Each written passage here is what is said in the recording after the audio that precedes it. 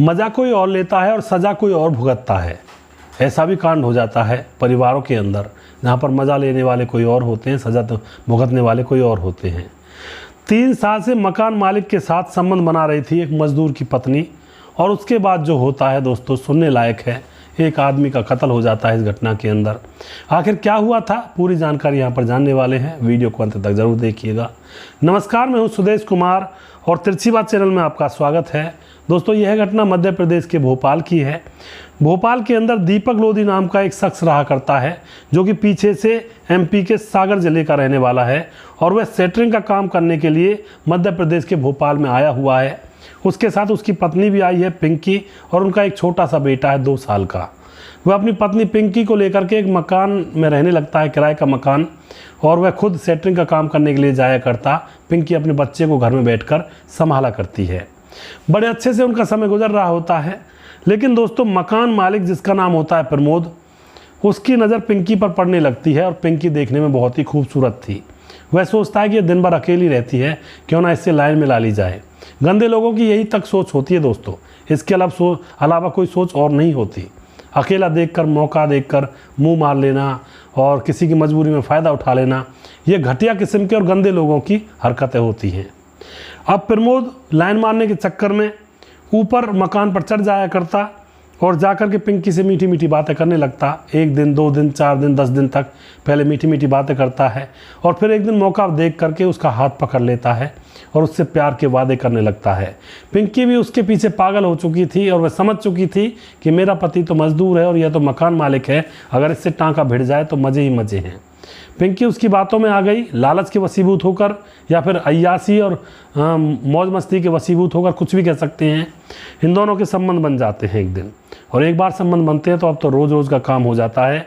जो दीपक लोधी होता है वह सेटरिंग का काम करने घर से निकलता, पीछे से उसकी पत्नी पिंकी अकेली रहा करती, और घर का मालिक जो होता है प्रमोद ऊपर चढ़ जाया करता और पूरे दिन भर मौज मस्ती किया करता है। इसी तरह से इनका काम चल रहा होता दोस्तों। एक दिन दीपक आधे में ही, यानी कि छुट्टी तो नहीं थी, कुछ सामान घर पर भूल गया था, वह काम छोड़ करके दोपहरी में घर आ जाता है। आकर के वह ऊपर चढ़ जाता है। ऊपर जाकर वह देखता है कि उसकी पत्नी और मकान मालिक प्रमोद दोनों नग्न हालत में बेड के ऊपर संबंध बना रहे हैं उनके कमरे में।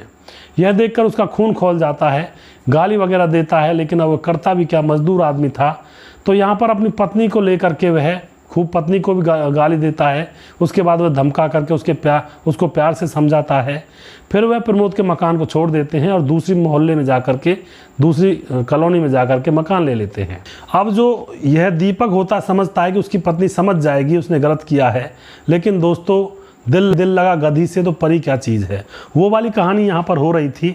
जो दीपक की पत्नी पिंकी थी वह अभी नहीं मानने वाली थी। जैसे दीपक घर से जाया करता हुआ, पिंकी पीछे से उस मकान मालिक प्रमोद को अपने उस पर बुला लिया करती नए घर में, और फिर भी उनके संबंध बनते रहते हैं।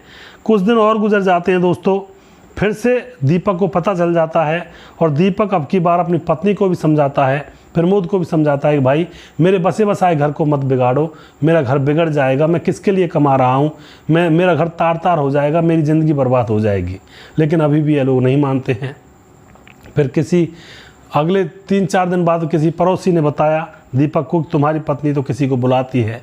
अब दीपक आपे से बाहर हो जाता है, और यहाँ पर दीपक एक बहुत बड़ा फैसला कर लेता है, जो कि उसका फैसला गलत था दोस्तों, क्योंकि उसकी पत्नी गलत रास्ते पर चल रही थी। तो दीपक अपनी ज़िंदगी को क्यों तबाह करे, अपने बच्चे की ज़िंदगी को क्यों तबाह करे। यह बहुत गलत फैसले होते हैं, लेकिन आवेश में आकर के कुछ लोग ऐसे फैसले ले जाते हैं जहाँ पर अपनी भी ज़िंदगी बर्बाद हो जाती है। पत्नी तो गैर चलन है जो है, लेकिन अपनी ज़िंदगी बर्बाद हो जाती है। अब जो दीपक होता है वह गलत फैसला ले लेता है, और वह जहाँ से प्रमोद निकला करता था बाइक लेकर के, वहीं बीच रास्ते में उसकी घात लगाकर बैठ जाता है।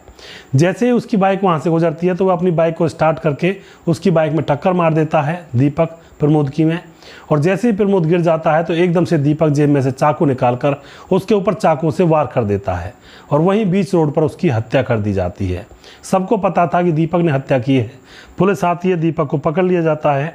पकड़ के उसके खिलाफ विभिन्न धाराओं में मुकदमा दर्ज करके उसको जेल में डाल दिया जाता है। अब जिंदगी भर दीपक जेल में रहेगा, और उसकी जो पत्नी है पिंकी, वह छुट्टी घूमेगी। पहले प्रमोद के साथ मौज मस्ती करी, अब उसका पति भी रास्ते से हट गया, अब किसी और के साथ अय्याशी करेगी और ज़िंदगी भर मौज मस्ती करेगी। तो जिसका बिगड़ना चाहिए था पत्नी का, उसका तो कुछ बिगड़ा नहीं। और यहाँ पर दीपक की अपनी ज़िंदगी अब पूरी जेल में जाएगी और प्रमोद की जान चली गई, जो आशिक बना फिरता था, और पूरे घर परिवार का विनाश हो गया। तो ये जो संबंध हैं ये बहुत ही खतरनाक होते हैं। अपने आप को समझाएं और अपने आप को इन चीज़ों से दूर रखें, चाहे कितना भी पैसा हो जाए, लेकिन इन चीज़ों की तो तरफ देखें भी ना। ये इतनी गंदी चीज़ होती हैं। अपना चरित्र जाता है, पैसा जाता है, समाज में मान सम्मान जाता है। और दोस्तों वो एक कहावत है, पर तिरिया पैनी छुरी तीन ठौरते खाए, धन हरे यौवन हरे और नरक कुंड ले जाए। ये बुजुर्गों ने जो कहावत कही है बहुत ही अच्छी और सोच समझ कर कही है। तो कभी भी इन चक्करों में ना पड़े, ज़िंदगी को ऐसे ही ना समझें, ज़िंदगी बहुत ही अनमोल है। दोस्तों अगला प्रोग्राम मैं जल्दी फिर से लेकर आऊँगा, तब तक आप खुश रहें, सावधान रहें। जय हिंद, जय भारत।